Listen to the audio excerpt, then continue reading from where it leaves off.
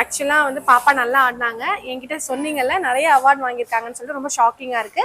அதை பத்தி சொல்லுங்க மேம். என்ன அவார்ட்லாம் வாங்கியிருக்காங்க? அவங்க சிலம்பத்துல வந்து பிரைவேட் மேட்ச்ல எப்படியும் எல்லாத்துலயும் ஃபர்ஸ்ட் செகண்ட் தான் வருவாங்க. 60 அவார்டு இருக்குது எங்க வீட்டுல.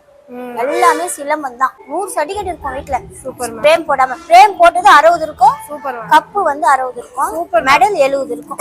அப்பா இல்ல, இறந்துட்டாரு. நான் 7 வீட்டுல வீட்டு வேலை செய்யறேன். சூப்பர்.